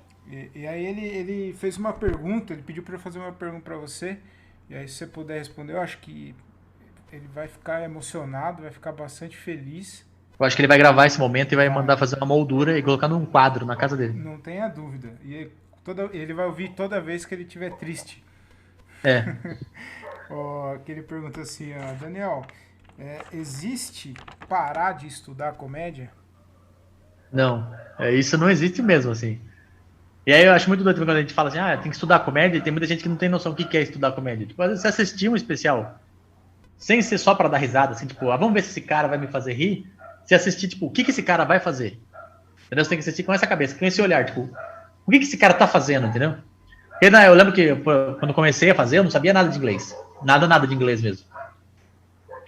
E aí eu comecei a assistir vídeo de comediante americano, porque eu vi os caras daqui, e eu ficava pensando, putz, quando eu vi, por exemplo, o Fábio Rabin fazendo uma piada, o Rafinha Bastos fazendo uma piada, que os vídeos que eu via no YouTube, eu ficava pensando na piada que o cara fez, porque eu entendia a piada dele, eu entendia de onde vinha a graça, porque eu entendia o que ele tava falando. Aí eu falei, vou começar a ver os vídeos dos caras em inglês, porque daí pelo menos eu vou aprender o que esse cara tá falando em outro time, entendeu? Outro jeito. Porque nos Estados Unidos, né, é muito mais antigo, então tem muito mais tipo de cara fazendo, assim. Então eu assisti os caras, mesmo sem entender as piadas, tipo, eu me forçando a tentar entender o que o cara tava falando em inglês, mas eu tentava entender o que ele tava fazendo, tipo, por que ele tá falando uns negócios que eu não tava com... Você não entendia. Quando você não entende um idioma, você ouve só um blá blá blá blá blá blá, né? Mas quando você ouve um blá blá blá, blá blá blá blá, e aplauso, você fala assim, tá, o cara falou de algum jeito aí que mexeu, galera, entendeu? Então você começa a entender o timing do cara, você consegue entender o que o cara tá fazendo com a voz dele, você consegue ouvir outras nuances, assim, mesmo não entendendo, assim. E aí, com o tempo, de tanto ouvir vídeo em inglês, eu comecei a entender o que os caras estavam falando, comecei a aprender inglês. Porque depois que eu aprendi isso, né, que você aprende um idioma de ouvir, né, não de tentar escrever. Porque a escolinha de inglês sempre ensina você a escrever primeiro, que é muito mais difícil, né? Se você só ouvir para falar é muito mais fácil. E aí eu aprendi inglês de ver vídeos de comédia em inglês, assim, sem legenda nenhuma. E aí eu comecei a assistir até vídeo de cara, tipo, sei lá, eu achei um comediante húngaro uma vez no YouTube que faz marionete, assim. E aí eu ficava assistindo o cara pra... Na época nem tinha Netflix, né? Então você via tudo no YouTube. Não, quando eu comecei mesmo, tipo, o Netflix apareceu acho que em 2012 aqui no Brasil, 2013, e tinha, sei lá, 2 especial de stand-up, 3. Era muito fácil reconhecer um especial de stand-up lá, achar, e era aquilo que tinha pra assistir. O que eu tinha que fazer era buscar no torrent, tentar achar, e aí tinha alguns especiais de comédia que eram legendados, e aí o resto era, tipo, ver na raça mesmo, assim. Aí eu via muito por torrent e vídeo no YouTube. E aí eu criei esse costume de, tipo, assistir o cara pra entender aonde tá a graça do cara. Porque daí várias vezes eu via o cara fazendo uma piada, sei lá, sobre... Ah, o cara ficou puto de... como a esteira da bagagem do aeroporto era devagar na vez dele, quando ele tava voltando de um show, assim. Esse era o tema da piada do cara. Só que o jeito que ele contava aquela história, como ele ia desenvolvendo aquelas piadas e tal, em cima daquilo, eu ficava pensando, tipo, putz, eu nunca vou falar desse assunto porque não me interessa, assim. Mas eu pensava, pô, tem uma história que eu passei que eu achava engraçada essa história. Se eu usar essa estrutura que ele usou, porque daí eu consegui enxergar a estrutura na história, né? Se eu consigo encaixar essa estrutura nessa história, eu acho que eu consigo contar essa história melhor. E aí eu comecei a fazer isso e eu comecei a desenvolver melhor os meus textos, assim. Da hora. Então, André Otávio, parar de estudar nunca mais, cara. É isso aí, papo. Então fica a dica de novo de seguir o canal dele do Comédia com Legenda, que ele bota vários comediantes de vários estilos diferentes mesmo, assim. Então é muito bom para estudar, porque você vai ver muita coisa de cara das antigas, cara novo. Você vê muita coisa diferente, assim, pra você ter mais referência, né? Eu conheci muito comediante pelo canal, cara. Muito cara ali que eu nunca nem tinha ouvido falar e minha cabeça explodiu a hora que eu vi, porque, mano, muito foda, cara. Aí uma outra dica também, se eu puder dar, é veja os comediantes brasileiros também antigos. Uhum. Porque o stand-up é meio recente no Brasil, mas tinha muita gente fazendo humor no Brasil antes. Então vale muito a pena pesquisar esses caras que faziam humor antes, que tem áudio, né, que eles lançavam em LP antigamente. E ouvir esses shows antigos pra você ver o que era feito no Brasil antes, como essa comédia evoluiu e tal. Então você tem mais referência de coisa brasileira, que tem muita coisa brasileira que é muito boa, assim. Tem muita gente que não sabe, por exemplo, que a Dercy Gonçalves tinha um especial de stand-up que ela passou na Globo, entendeu? Foi um especial da Dercy Gonçalves que era um especial dela de stand-up. Transmitiu na Globo, ao vivo, assim, num dia. Coisa que você não consegue imaginar alguém fazendo hoje. O Chico Anísio tem um projeto dele também que lembra muito stand-up. Ele falando. Sim, né? Ele tem vários shows, assim, que era uma linha bem parecida com stand-up mesmo. Tanto que ele tem um. Ele também, o Chico Anísio também era um outro cara que teve um especial na Globo, que ele gravou em Nova York, no Carnegie Hall, que é tipo um dos teatros mais conceituados dos Estados Unidos. Ele gravou lá. E aí ele lançou esse especial na Globo, porque esse show tem no YouTube também, é muito bom, vale muito a pena ver. Mas é tipo ver ele, ver o Ronald Golias, ver o José Vasconcelos, que é o cara que, pô, ele fazia 8 sessões em 1950. O álbum dele de 1950, que é Eu Sou o Espetáculo, vendeu 150 mil cópias há, sei lá, 60, 70 anos atrás. Então eram os caras que estavam fazendo coisas que a gente vê hoje, sei lá, o Whindersson fazendo show gigante, fazendo várias sessões, mas você vê que os caras já faziam isso há muitos anos atrás. Então isso é bom, é sempre bom ter essas referências que você fala, pô, tem uma comédia que evoluiu daqui também. Porque eu ficava vendo muito comédia de gringo, e aí eu tava percebendo que eu tava começando a falar coisas que era meio de cultura americana, que não faz sentido aqui, entendeu? Essa linha de piada não faz sentido para brasileiro, assim. E aí tem vários, quando você vê os comediantes brasileiros antigos, você vê uma linha de piada que tem mais conexão, né, com o público, assim, que a galera se identifica mais. Esses dias eu ouvi tá em áudio, né? A festa do peru do Costinha. Sim, cara, do Costinha. Muito engraçado. Eu tenho uma imagem, uma imagem da minha infância muito, muito nítida, assim, que meu pai gostava de ouvir, não sei se você vai conhecer, chama Geraldinho, cara. Geraldinho, já ouvi. Mano, já. É muito engraçado, cara. É muito bom. É um formato muito parecido com o stand-up também, tá ligado? Porque os caras tinham essa coisa, tinham vários comediantes que tinham. Tirando o Ari Toledo, que era um cara que era assim, a anedota, e ele trabalhava em cima daquela anedota e ele contava da melhor forma possível. Que eu também recomendo muito ouvir e assistir o que tem do Ari Toledo, porque ele é um cara que respeitava muito a piada, assim, e ele sabia ilustrar toda aquela piada. Que era uma piada que todo mundo conhecia, mas o jeito que ele contava, ninguém contava igual, assim. Isso era muito foda dele. Mas um outro cara que eu acho interessante de assistir, que é um cara que eu não acho tão engraçado, assim, mas é o Juca Chaves. Ele era um cara que ele conseguia falar de temas, assim, de uma forma sutil. Ele tinha um jeito de trazer a piada, assim, de uma forma mais delicada, assim. Ele tinha um jeito legal. Aí tem um outro cara que eu gosto que não tem nada a ver com o Juca Chaves, e é uma outra linha, que é o Inho Moraes. Não conheço. Esse eu não conheço. O Inho Moraes, ele é um cara que faz bem o caipirão, assim. Ele faz bem o estilo caipirão, só que parecia que ele era um personagem. Só que ele tem uma entrevista dele no Jô Soares 11h30, e tem no YouTube também. Se procurar Inho Moraes, Jô Soares, tem essa entrevista, e você vê ele falando normal, sem forçar. É a mesma voz, entendeu? O cara era um cara caipira mesmo. Ele era um cara caipira, ele só se vestia com umas roupas mais caricatas para marcar, mas ele era um cara caipira contando piadas e contando algumas causas de coisa de caipira, assim, que a galera tipo, ficava muito doida, assim. É muito engraçado ver essas referências de outros lugares. Aí eu tenho outros caras também, pô, os caras estão 300 anos fazendo show também, que é o Zé Lezinho. É um cara que é um fenômeno, assim, cara. no Nordeste, assim. O cara era muito foda.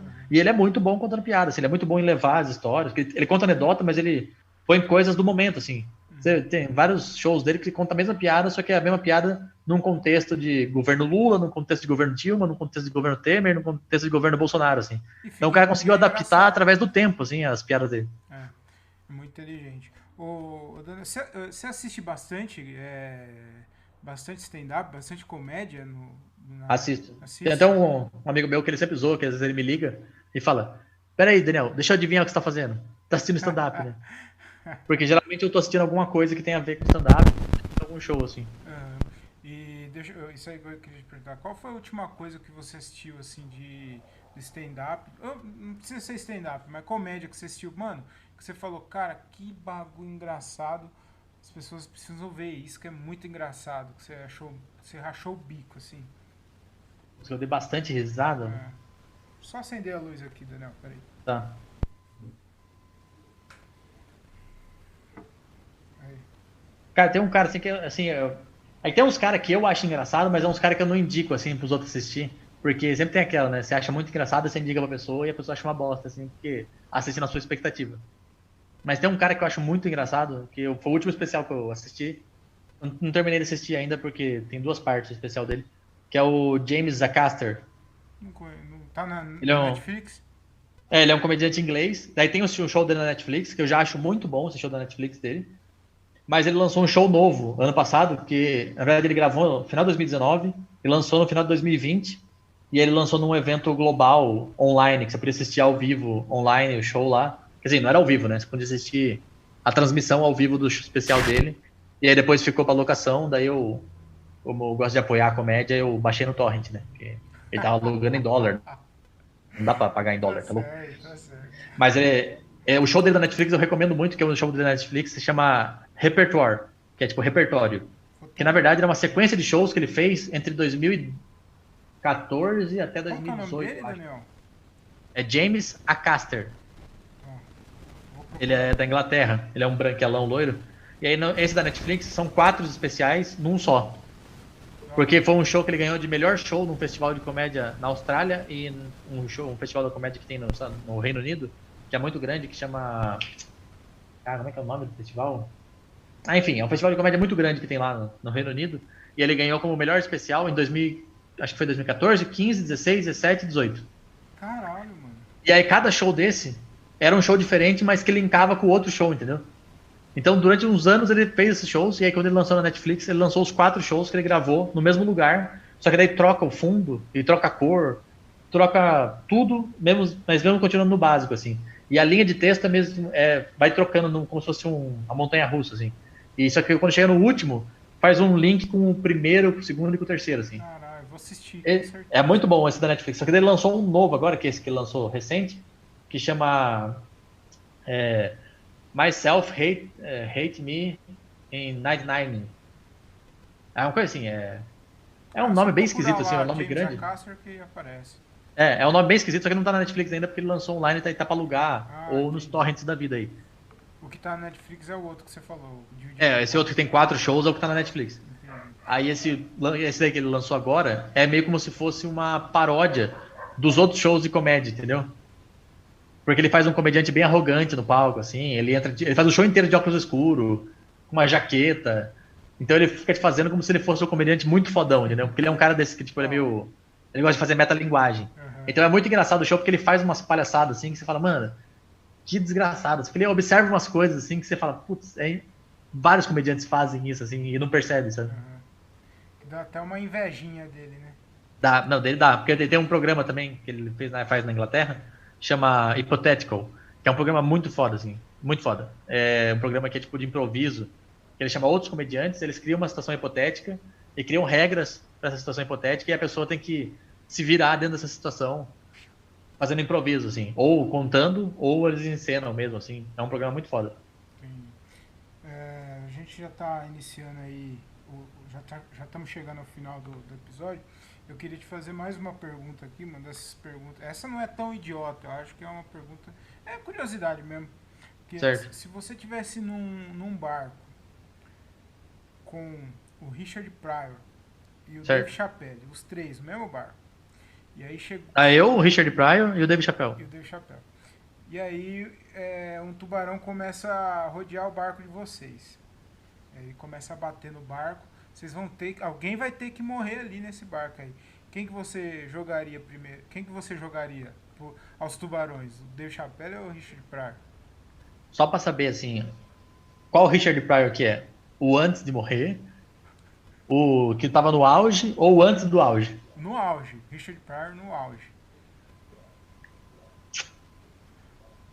É, o Richard Pryor do auge é puxado, empurrar pro tubarão, É assim. difícil, né, cara?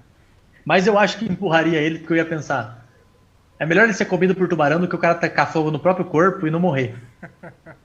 Porque daí a história de você tacar morreu, ser morto por um tubarão, fala, pô, o cara vai ter que entrar pra história mesmo, né? O cara lançou todos esses shows bons aí, esses filmes foda, e morreu por causa de um tubarão.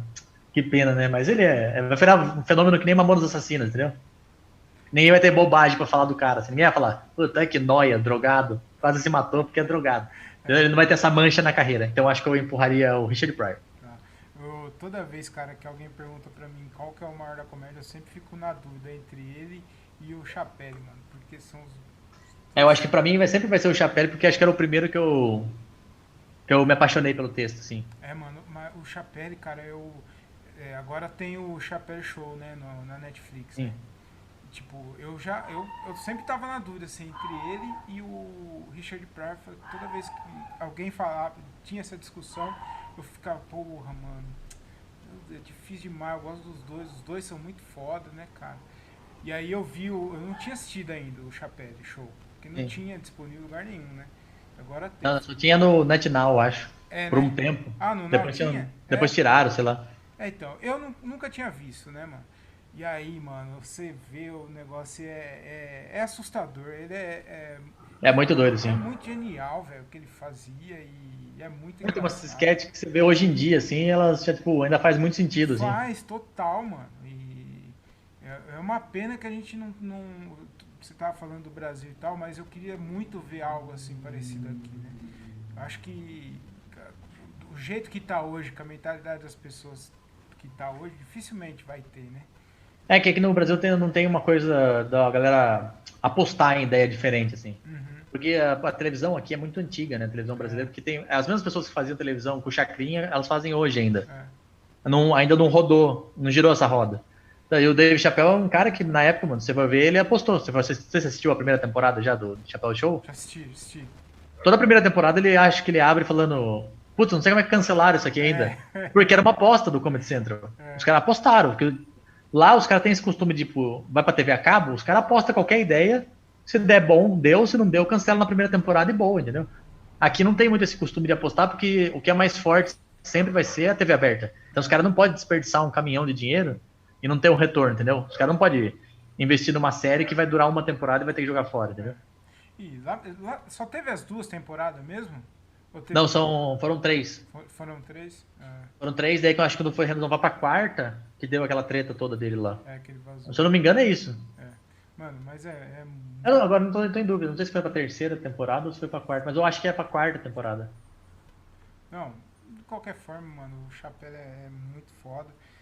Então, é que eu sempre gostei do Chapéu porque eu, sem querer pagar de hipster, mas eu já gostava muito do Chapéu e antes de todo mundo começar a falar dele, porque eu gostava dos especiais que ele tinha lançado na HBO. Porque era um dos poucos especiais que tinha legenda. Ah, Então eu assisti muito antes os dois primeiros dele. E aí quando ele entrou na Netflix eu já sabia quem ele era, porque eu já tinha assistido tudo dele já. Eu já tinha assistido os dois especiais, o especial que ele tinha feito pro Comedy Central de meia hora antes. Eu tinha assistido uns vídeos dele de stand-up novinho, fazendo Death Comedy Jam. Eu tinha assistido o especial, o show dele fazendo no David Letterman. Aí eu tinha visto as entrevistas dele quando ele voltou da África. A entrevista pra Oprah, a entrevista pro Letterman depois, a entrevista pro Inside Actors. Então eu assistia tudo dele, assim, tudo. Aí quando ele ia lançar na Netflix, eu falei pra todo mundo, mano, tem que assistir. Ah, mas é bom? Eu falei, mas é muito, vai ser bom. Eu nem tinha assistido, mas falei, vai ser bom. O que ele vai lançar na Netflix vai ser muito bom. E realmente foi muito bom, assim. o testemunha de Chapéu. Eu sou testemunho de Chapéu, com certeza. Da hora, Daniel. Agora a última aqui para encerrar mesmo. Eu queria saber de você. Essa pergunta é a pergunta que eu encerro com todos os meus convidados. Que é o seguinte: se você pudesse conversar com o Daniel do passado, o Daniel de 10, 15 anos atrás, que conselho você daria para ele, para chegar onde você chegou hoje? E se você pudesse falar com o Daniel do futuro, o senhor Daniel, que tipo de conselho você pediria pro Daniel do futuro e que conselho você daria pro pequenino Daniel fazendo show ainda com o Emerson Ceará de Michael Jackson? Então, se eu pudesse voltar e falar comigo antes, acho que a única coisa que eu ia falar pra fazer é falar: investe no YouTube. Hoje Invista no você tá mais YouTube. ativo, você tá colocando mais, né, Daniel? E até fiquei triste que eu não consegui salvar alguns vídeos que eu gravei na pandemia, que foram uns vídeos que não ficou tão legal assim. E aí eu não consegui ter mais coisa pra postar depois que parou mesmo de ter show.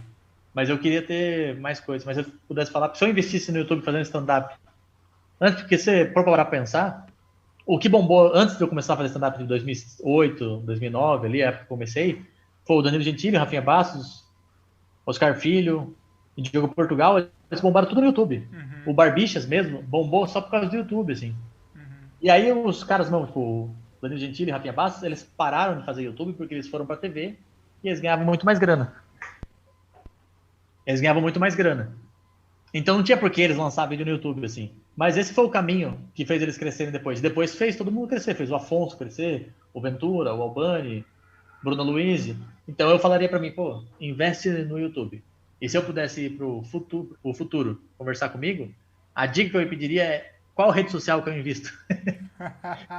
Eu tento o YouTube mesmo ou vou pra outra? Aí vai ter outra, né? E vai que ele fala assim: não, é que agora o LinkedIn aqui tá bombando. É. Ô, Daniel, muito obrigado. Você quer deixar algum recado aí das suas redes sociais? Segue eu nas redes sociais tudo igual, tudo Daniel Murilo Show, Instagram Daniel Murilo Show, Facebook Daniel Murilo Show, o YouTube, que é o mais importante, Daniel Murilo Show, e também tem o meu podcast com o Diego Serafim, que chama Nem Mais Nem Menos, onde eu e o Diego Serafim falamos muita bobagem. A gente consegue juntar um caminhão de bosta e falar tudo de uma vez, assim. Da hora. O... então, é Daniel Murilo com dois L's, né? Isso, com dois L's. Isso aí, tem Porque, um cantor de uma banda que chama Daniel Murilo, né? sim, o problema quando eu comecei é esse cara que tinha participado do American Idol, que é o Ídolos americano. Ah, é? Aí por isso que quando você procura no Google, você acha, porque ele ficou famoso só essa época. Aí depois que ele saiu do programa, ele montou uma banda dessas de emo, core, Ah, e aí ficou muito nichado, daí ele sumiu. ah. Ah, pra minha alegria, né? Pra mim é alegria. Então é isso, cara. Eu queria te agradecer. Muito obrigado pelo convite. E foi um papo mó bacana. Se deixasse aqui, a gente ia ficar 2, 3 horas falando de comédia. É isso aí. É perigoso, viu? É perigoso. Mas muito obrigado aí por chamar pela conversa aí, obrigado pelo papo. Espero que renda bons frutos pra quem ouvir. E é isso aí, uma chuva de bênção na vida de vocês. Chuva de bênção, eu ia falar. Falei, não, ele tem que falar chuva de bênção, né? Porque senão não é o Daniel Murilo. Meu, que papo bacana, que papo legal. Acabei errando no final aí, eu falei que eu agradeci o Daniel Murilo pelo convite. E, na verdade, eu agradeço o Daniel Murilo por ele ter aceito o convite. Tem que explicar aqui, senão o Diogo Andrade depois me corrige e aí eu fico muito chateado. Então, antes que o Diogo me mande mensagem, eu já estou corrigindo aqui antes. E é isso, senhoras e senhores, muito obrigado. Espero que vocês tenham gostado do episódio, porque eu gostei demais. Foi um episódio muito bacana. E é isso, me sigam nas redes sociais, @o Thiago Ferreira com TH e 2Gs, @o Thiago Ferreira com TH e 2Gs no Instagram. Sigam também a minha marca, @vai de lá comedy. E é isso, muito obrigado por ouvir aí, foi muito legal. E é isso, fiquem com Deus, tudo de bem, de bom, de belo, com aquele sabor de caramelo e tchau!